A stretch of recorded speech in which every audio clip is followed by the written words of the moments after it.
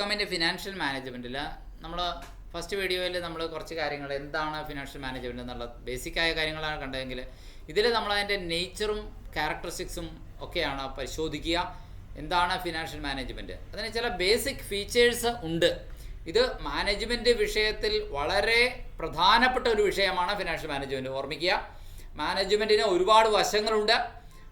Production, sales, marketing, personal management, financial management, accounts management, ധാരാളം വശങ്ങളുണ്ട്. പക്ഷെ അതിൽ ഏറ്റവും സുപ്രധാനമായതും നമുക്ക് അവഗണിച്ച് കളയാൻ കഴിയാത്തതുമായ ഒരു പ്രത്യേകമായ ഏരിയയാണ് it is an important area of management which comes under the companies general management. കമ്പനിയുടെ പൊതു മാനേജ്മെൻറ്റിൻ്റെ കീഴിൽ പണം കൈകാര്യം ചെയ്യുന്നത് പ്രധാനമായതിനാൽ തന്നെ ഫിനാൻഷ്യൽ മാനേജ്മെൻറ്റ് എന്നത് പ്രസക്തമായ ഏരിയയാണ്, ഇമ്പോർട്ടൻ്റ് ആയ ഏരിയയാണ്.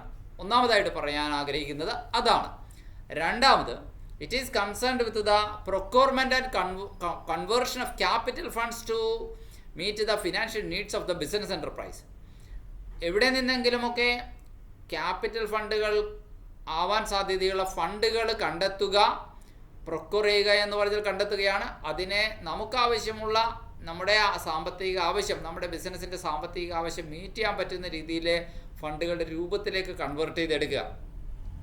അപ്പോൾ മാത്രമാണ് നമ്മുടെ കമ്പനിയുടെ ഓവറോൾ ഒബ്ജക്റ്റീവ് നമുക്ക് നേടാൻ സാധിക്കുകയുള്ളൂ. പരീക്ഷയ്ക്ക് ചോദിക്കാവുന്ന ചോദ്യങ്ങൾ ഈ മേഖലയിൽ നിന്ന് ഇങ്ങനെ 4 തരത്തിൽ ചോദിച്ചാലും ഈ ഒരേ ഉത്തരം തന്നെയാണ് എഴുതേണ്ടത്. ഒന്ന്, what financial management is concerned about.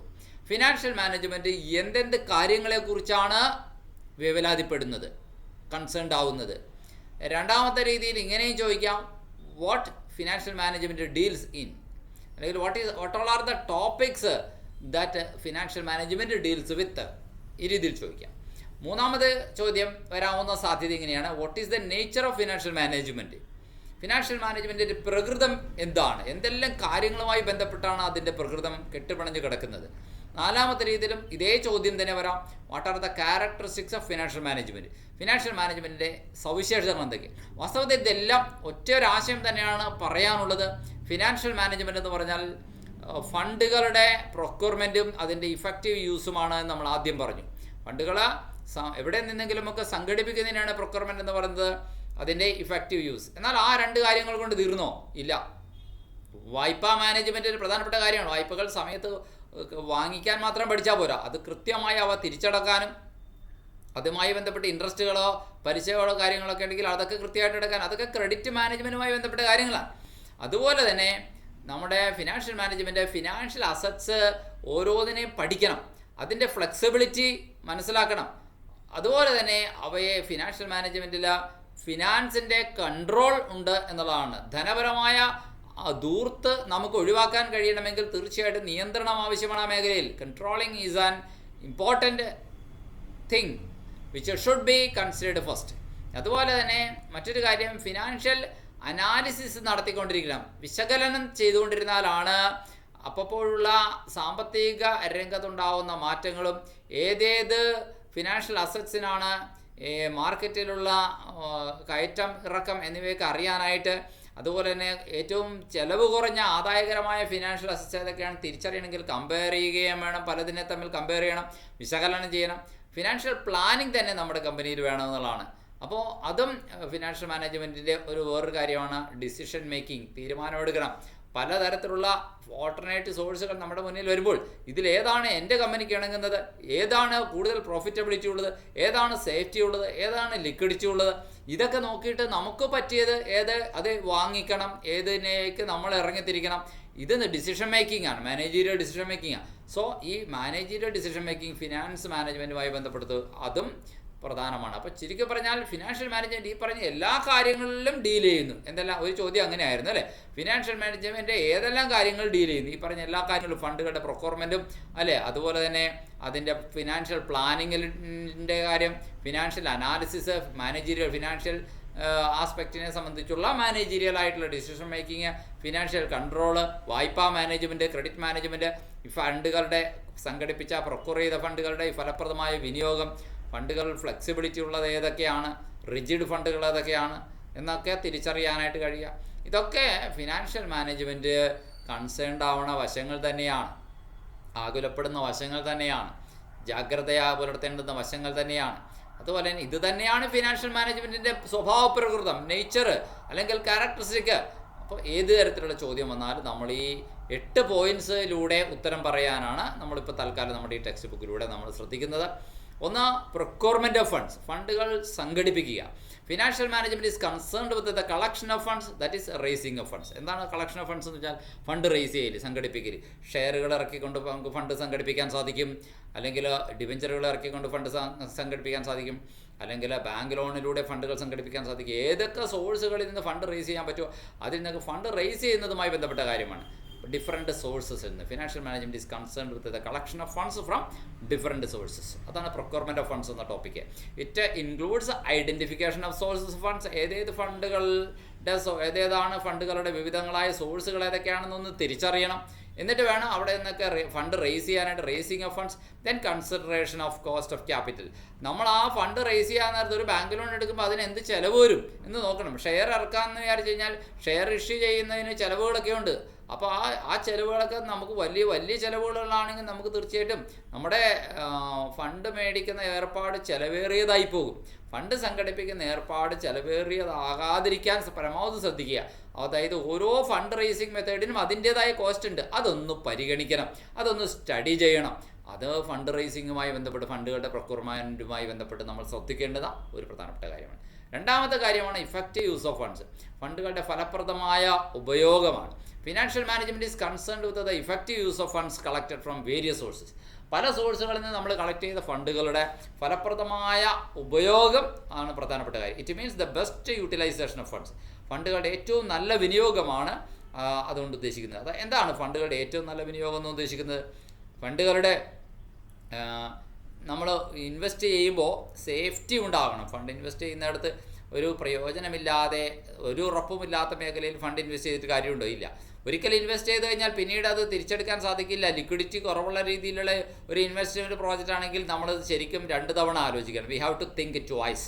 അതുപോലെ തന്നെ ലാഭക്ഷമതയും വേണം. സേഫ്റ്റിയും ലിക്വിഡിറ്റിയും മാത്രം നോക്കിക്കൊണ്ടിരുന്നാൽ മതിയോ? ഇല്ല, നമുക്ക് പ്രോഫിറ്റബിലിറ്റിയും കൂടി നോക്കണം. ചിലപ്പോൾ ഒരു ഫണ്ട് ഇൻവെസ്റ്റ്മെൻറ്റ് മെത്തേഡ് നമ്മൾ കണ്ടു, നമ്മുടെ കയ്യിൽ മിച്ചമുള്ള പൈസയാണ്, കമ്പനിയുടെ കയ്യിൽ മിച്ചം കുറച്ച് പൈസയുണ്ട്, അത് എവിടെയെങ്കിലും സുരക്ഷിതമായി ഏറ്റവും കൂടുതൽ ലാഭം കിട്ടുന്ന സ്ഥലത്ത് ഇൻവെസ്റ്റ് ചെയ്തേക്കാം എന്ന് നമ്മൾ വിചാരിച്ചു. അപ്പോൾ നമ്മൾ തീർച്ചയായിട്ടും സേഫ്റ്റി നോക്കും. നമുക്ക് നാളെ ഒരു കാലത്ത് നമ്മൾ മുടക്കുന്ന ഇൻവെസ്റ്റ്മെൻറ്റ് തിരിച്ചു കിട്ടണം, അത് നമ്മൾ ആലോചിക്കും.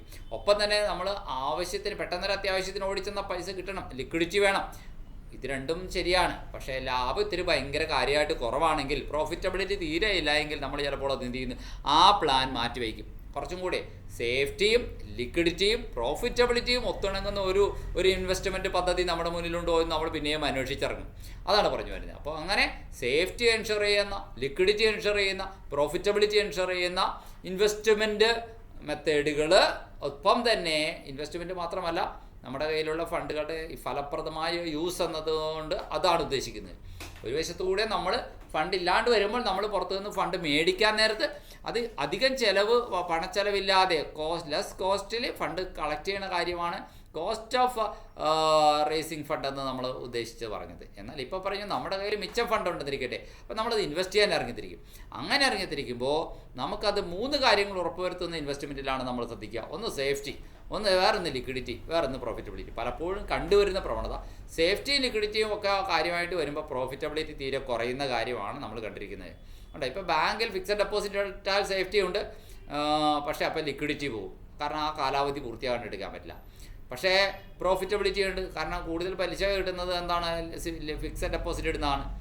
അതേസമയം സേവിങ്സ് ഡെപ്പോസിറ്റിൽ ഇടുകയാണെങ്കിലോ നമുക്ക് ലിക്വിഡിറ്റി ഉണ്ട്, എപ്പോൾ വേണമെങ്കിലും ചെന്നാൽ പൈസ എടുക്കാം, സേഫ്റ്റിയും ഉണ്ട്. പക്ഷേ എന്തില്ല, അപ്പോൾ പ്രോഫിറ്റബിലിറ്റി ഇല്ല, പലിശ ഭയങ്കര കുറവായിരിക്കും. ഞാനൊരു മനസ്സിലാകാൻ വേണ്ടി ഉദാഹരണമായി പറഞ്ഞതേ ഉള്ളൂ. വാസ്തവത്തിൽ നമ്മളാരും, ബിസിനസ്സുകാരും ബാങ്കിൽ കൊണ്ടുപോയി സേവിങ്സ് ബാങ്കിൽ അക്കൗണ്ടിലൊന്നും ഇടാൻ പോകുന്നില്ല ലിക്വിഡിറ്റിക്ക് വേണ്ടിയിട്ട്.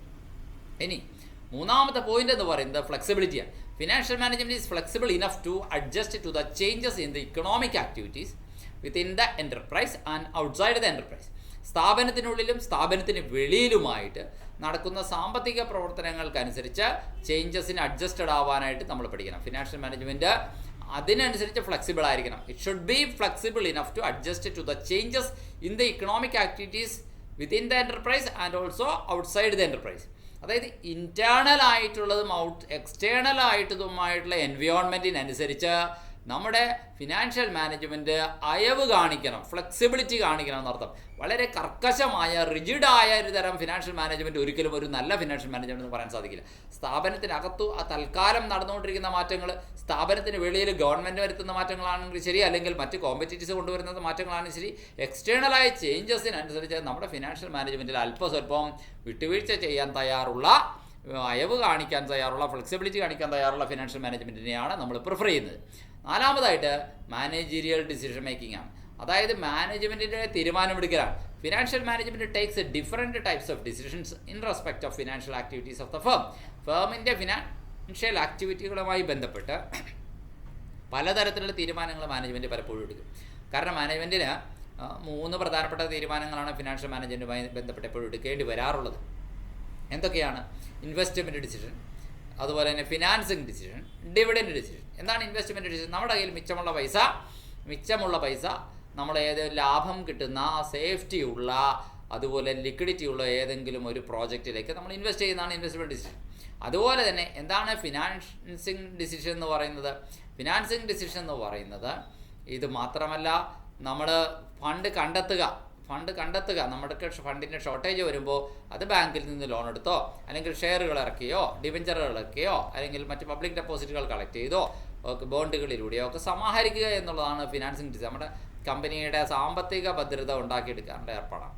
മൂന്നാമതായിട്ട് നമ്മൾ ഇങ്ങനെ ഇൻവെസ്റ്റ്മെൻറ്റ് ചെയ്തിട്ടുണ്ടെങ്കിൽ നമുക്ക് തീർച്ചയായിട്ടും നമ്മളുടെ കയ്യിൽ ഷെയർ എടുത്തിരിക്കുന്ന കുറച്ച് ആൾക്കാരുണ്ടെങ്കിൽ അവർക്ക് നമ്മൾ ലാഭവിഹിതം കൊടുക്കണ്ടേ, ഡിവിഡൻഡ് കൊടുക്കണ്ടേ.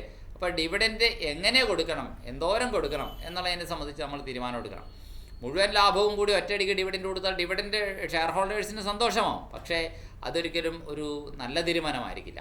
അപ്പോൾ ഷെയറിന് നല്ല ഡിവിഡൻഡ് ഉണ്ടാകുമ്പോൾ തീർച്ചയായിട്ടും ഷെയർ ഹോൾഡേഴ്സ് ഹാപ്പിയാണ്. മറുവശത്ത് നമുക്ക് ഭാവിയിലേക്ക് വേണ്ടി ഒന്നും കരുതി വയ്ക്കാൻ പറ്റില്ല. അപ്പോൾ കിട്ടുന്ന ലാഭം മുഴുവനും ഡിവിഡൻഡ് കൊടുത്ത് തീർക്കണോ, അല്ലെങ്കിൽ കുറച്ച് പൈസ മിച്ചം പിടിച്ച് വയ്ക്കണോ? അങ്ങനെ കുറച്ച് പൈസ മിച്ചം പിടിച്ച് വയ്ക്കുന്നതിനെ പറയുന്നത് പ്ലോയിങ് ബാക്ക് ഓഫ് പ്രോഫിറ്റ് എന്നാണ്. അപ്പോൾ പ്ലോയിങ് ബാക്ക് ഓഫ് പ്രോഫിറ്റ് ചെയ്യണമോ തുടങ്ങിയ കാര്യങ്ങൾ നമ്മൾ തീരുമാനമാവണം. ഇനി it takes the decision such as investment decision, financing decision and dividend decision. സ്ഥാപനത്തിലെ ഇൻവെസ്റ്റ്മെൻറ്റ് ഡിസിഷനും ഫിനാൻസിങ് ഡിസിഷനും ഡിവിഡൻഡ് ഡിസിഷനും പോലുള്ള കാര്യങ്ങൾ തീർച്ചയായിട്ടും അവിടെ ഫിനാൻഷ്യൽ മാനേജ്മെൻറ്റ് എടുക്കുന്നുണ്ട്. അപ്പോൾ അത് ഫിനാൻഷ്യൽ മാനേജ്മെൻറ്റിൻ്റെ ഒരു പ്രകൃതമാണ്. അത് കൈകാര്യം ചെയ്യേണ്ടുന്ന ഡീൽ ചെയ്യേണ്ടുന്ന ഒരു ഏരിയയാണ്, അതിൻ്റെ സ്വഭാവ സവിശേഷതയാണ് എന്ന് പറയുക. ഫിനാൻഷ്യൽ മാനേജ്മെൻറ്റ് ഈ വശങ്ങളെക്കുറിച്ചൊക്കെ കൺസേൺഡ് ആണ്. ഇനി അടുത്ത ഫിനാൻഷ്യൽ പ്ലാനിങ്. അപ്പോൾ ഫിനാൻഷ്യൽ പ്ലാനിങ്ങിൽ ക്യാപിറ്റൽ റേസ് ചെയ്യുന്നതിനെക്കുറിച്ച്, ഫണ്ട് റേസ് ചെയ്യുന്നതിനെക്കുറിച്ച്, ഡെറ്റ് ക്യാപിറ്റൽ എന്ന് വെച്ച് കഴിഞ്ഞാൽ പുറമേ നിന്ന് കടമേടിക്കുന്നതാണ്.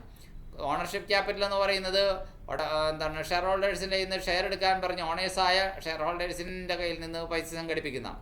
അപ്പോൾ ഡെറ്റ് ക്യാപിറ്റലും ഉണ്ടാകും, ചിലപ്പോൾ കുറച്ച് ഓണർഷിപ്പ് ക്യാപിറ്റലും ഉണ്ടാകും. രണ്ടിൻ്റെയും കൂടി ഹൈബ്രിഡ് മോഡായിരിക്കും ചിലപ്പോൾ. ഹൈബ്രിഡ് മോഡ് എന്ന് വെച്ചാൽ രണ്ടും കൂടി, അല്ലെങ്കിൽ ക്രൗഡ് ഫണ്ടിങ് ആയിരിക്കാം, അല്ലെങ്കിൽ കുറേ അധികം ആളുകളിൽ നിന്ന് ഫണ്ട് സമാഹരിക്കുന്ന രീതി, അല്ലെങ്കിൽ എന്താണുള്ള. അപ്പോൾ അങ്ങനെ വരുമ്പോൾ ഇൻ്റലിജൻ്റ് ആയിട്ടുള്ള ഇൻവെസ്റ്റ്മെൻ്റ് ആയിരിക്കണം നടത്തേണ്ടത്. ആദ്യമായിട്ട് ഷെയർ ഇറക്കുകയാണെങ്കിൽ അതിനെയാണ് പറയുന്നത് ഇനീഷ്യൽ പബ്ലിക് ഓഫർ. എന്തോ ആവട്ടെ, ഇങ്ങനെ പലതരത്തിലുള്ള ഫിനാൻഷ്യൽ ആയിട്ടുള്ള പ്ലാനിങ് ഏതാണ് നല്ലതെന്ന് ശരിക്കും പല വഴികൾ ആലോചിച്ച് വെച്ചിട്ട് വേണം നമ്മൾക്ക് പ്ലാൻ ചെയ്യാൻ. So financial management prepares an outline for financial planning which includes ഏത് തരത്തിലുള്ള ഫിനാൻഷ്യൽ മാനേജാണ് നമുക്ക് വേണ്ടത് എന്നുള്ളതിന് ഒരു ഏകദേശ രൂപം, ഒരു ഫ്രെയിംവർക്ക് നമ്മൾ ഉണ്ടാക്കിയെടുക്കുന്നത് ഫിനാൻഷ്യൽ മാനേജ്മെൻറ്റിൻ്റെ ആലോചനയിലാണ്. ഒരു ഔട്ട്ലൈൻ ഉണ്ടാക്കിയെടുക്കുന്നത് വിച്ച് ഇൻക്ലൂഡ്സ് അതിനകത്ത് ഡിറ്റർമിനേഷൻ ഓഫ് ക്യാപിറ്റൽ റിക്വയർമെൻറ്റ്സ്, നമുക്ക് ആകെ എത്ര രൂപ മൂലധനമായി വേണ്ടി വരുമെന്നത് നമ്മളൊന്നൊന്ന് നിശ്ചയിക്കുക, ഡിറ്റർമൈൻ ചെയ്യുക. എന്നിട്ട് പല വഴികളുണ്ട് ഫണ്ട് റേസ് ചെയ്യാനായിട്ട്. ആ വഴികൾ ഏതൊക്കെയാണ് എന്ന് തന്നെ അന്വേഷിക്കുക. എന്നിട്ട് ഏതാണ് ലാഭകരം, ഏതാണ് നഷ്ടമുള്ളത്, ഏതാണ് ലിക്വിഡിറ്റി ഉള്ളത്, ഏതാണ് പ്രോഫിറ്റബിലിറ്റി ഉള്ളത്, ഏതാണ് റിസ്ക് കൂടിയത് എന്നൊക്കെ നോക്കി മനസ്സിലാക്കുക. ഇതൊക്കെയാണ് തീർച്ചയായിട്ടും ഫിനാൻഷ്യൽ മാനേജ്മെൻറ്റ്, ഫിനാൻഷ്യൽ പ്ലാനിങ് ചെയ്യാൻ നേരത്തെ ഇതൊക്കെ പ്ലാനിങ്ങിൻ്റെ ഭാഗമാണ്. അടുത്തത് വിശകലനം ചെയ്യലാണ്, ഫിനാൻഷ്യൽ അനാലിസിസ് ആണ്. Financial management makes financial analysis about the performance of the enterprise to assess the effectiveness of financial activities.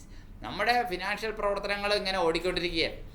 കുറേ വർഷമായി, 3 മാസമായി അല്ലെങ്കിൽ 6 മാസമായി നമ്മുടെ സാമ്പത്തിക പ്രവർത്തനങ്ങൾ ഫലിക്കുന്നുണ്ടോ, അത് ഗുണകരമായി തന്നെയാണ് ഭവിക്കുന്നത്. നമ്മുടെ കമ്പനിയുടെ പെർഫോമൻസ്, സാമ്പത്തിക മേഖലയിലെ പെർഫോമൻസ് എങ്ങനെയുണ്ട്, ഇതൊന്നൊന്ന് വിശകലനം ചെയ്യുക, ഒന്ന് മാറിയിരുന്ന് ചിന്തിക്കുക. അതാണ് ഫിനാൻഷ്യൽ അനാലിസിസ് എന്ന് പറയുന്നത്.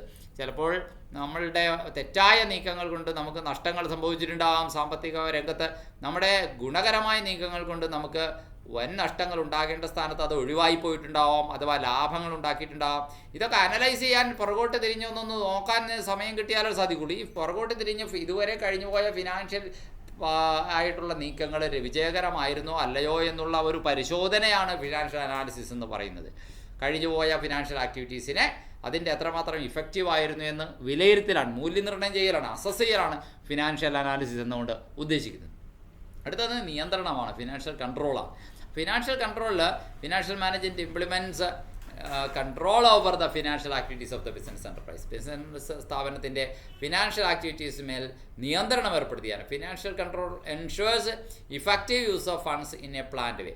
ഫണ്ടുകൾ ഒരു ആസൂത്രിതമായ രീതിയിൽ ഫലപ്രദമായി ഉപയോഗിക്കുന്നുണ്ടോ എന്ന് ഉറപ്പുവരുത്തുകയാണ് വാസ്തവത്തിൽ ഇവിടെ നടക്കുന്നത്. Financial controls are the procedures, policies and means by which an organization monitors and controls the direction, allocation and use of its financial resources. ഒരു കമ്പനിക്ക് ഇപ്പോൾ എന്തെന്ത് ഫിനാൻഷ്യൽ റിസോഴ്സസ് ഉണ്ടോ അതെല്ലാം ഏത് ദിശയിലാണ് പോകുന്നത് എന്നതിനെ നിയന്ത്രിക്കുക. അത് ഓരോ മേഖലയ്ക്കുമായി തരംതിരിച്ച് അലോക്കേറ്റ് ചെയ്ത് വീതം വെച്ച് കൊടുക്കുന്നത് ശരിയായ രീതിയിലാണോ എന്ന് മോണിറ്റർ ചെയ്യുക. മോണിറ്റർ ചെയ്യുക എന്ന് പറഞ്ഞാൽ നിരീക്ഷിച്ച് കൊണ്ടിരിക്കുക എന്നർത്ഥം. And usage of its financial resources, അതിൻ്റെ ഫിനാൻഷ്യൽ റിസോഴ്സസ് നിലവിൽ ഉപയോഗിക്കുന്ന രീതി ശരിയാണോ എന്ന് മോണിറ്റർ ചെയ്യുക. ഇതെല്ലാമാണ് ഇതുകൊണ്ട് ഉദ്ദേശിക്കുന്നത്, കൺട്രോൾ എന്ന് പറഞ്ഞുകൊണ്ട് ഉദ്ദേശിക്കുന്നത്. മോണിറ്റർ ചെയ്താൽ മാത്രം മതിയോ? ഇല്ല, ചിലപ്പോൾ അതിനകത്ത് നിർദ്ദേശങ്ങൾ, നിയന്ത്രണങ്ങൾ വരുത്തേണ്ടി വരും. അമിത ചെലവുകളെ നിയന്ത്രിക്കേണ്ടി വരും, അമിത നഷ്ടസാധ്യതകളെ നിയന്ത്രിക്കേണ്ടി വരും, പാഴ്ചെലവുകളെയും തെറ്റായ നടപടികളെയും നിയന്ത്രിക്കേണ്ടി വരും. ഇനി എട്ടാമത്തേത് ക്രെഡിറ്റ് മാനേജ്മെൻറ്റാണ്, വായ്പാ മാനേജ്മെൻറ്റ്. ഇങ്ങനെ 8ഓളം കാര്യങ്ങളാണ് ഫിനാൻഷ്യൽ മാനേജ്മെൻറ്റ് ഡീൽ ചെയ്യുന്നത്, കൈകാര്യം ചെയ്യുന്നത്. അല്ലെങ്കിൽ ഫിനാൻഷ്യൽ മാനേജ്മെൻറ്റിൻ്റെ നേച്ചർ, അല്ലെങ്കിൽ ഫിനാൻഷ്യൽ മാനേജ്മെൻറ്റിൻ്റെ ക്യാരക്ടറിസ്റ്റിക്, അല്ലെങ്കിൽ ഫിനാൻഷ്യൽ മാനേജ്മെൻറ്റ് കൺസേൺഡ് ആയിരിക്കുന്നത് ഈ 8ഓളം കാര്യങ്ങളിലാണ്. ഏതാണ് എട്ടാമത്തെ കാര്യം? Financial management arranges for credit management. വായ്പാ മാനേജ്മെൻറ്റിന് വഴിയൊരുക്കുന്നു. ലോണുകൾ സംഘടിപ്പിക്കുകയോ മറ്റേതെങ്കിലും രീതിയിലൊക്കെ നമുക്ക് എപ്പോഴും നമ്മുടെ സാധനങ്ങൾ സപ്ലൈ ചെയ്യുന്നവരോട് കടമായി സാധനങ്ങൾ സപ്ലൈ ചെയ്യുക, 3 മാസം അല്ലെങ്കിൽ 6 മാസം കഴിഞ്ഞിട്ട് തിരിച്ചടവ് ചെയ്യാം എന്ന് പറയുന്ന ഒരു അറേഞ്ച്മെൻറ്റ് ഉണ്ടാക്കിയാൽ പോലും നമ്മുടെ അതൊരു ക്രെഡിറ്റ് സംഘടിപ്പിക്കലാണ്. Credit management ensures the flow of cash in the business enterprise. ബിസിനസ്സിൽ ക്യാഷ് ഉണ്ടാവും എപ്പോഴും. അകത്തേക്ക് ക്യാഷ് ഒഴുകി വരാനായിട്ടും പുറത്തേക്കുള്ള ക്യാഷിൻ്റെ അമിത വേഗത തടയാനായിട്ടും ഇത് സഹായിക്കും. അകത്തേക്കുള്ള ക്യാഷ് വേഗത്തിൽ എത്തിക്കാനും പുറത്തേക്കുള്ള ക്യാഷിൻ്റെ ഒഴുക്ക് സ്ലോ ആക്കാനും ഒക്കെ ഈ ക്രെഡിറ്റ് മാനേജ്മെൻറ്റ് എന്ന് പറയുന്ന സമ്പ്രദായം ഉപകരിക്കും. ഇതാണ് നമ്മൾ ഇന്നത്തെ ഈ വീഡിയോയിൽ നമ്മൾ പഠിക്കുന്നത്.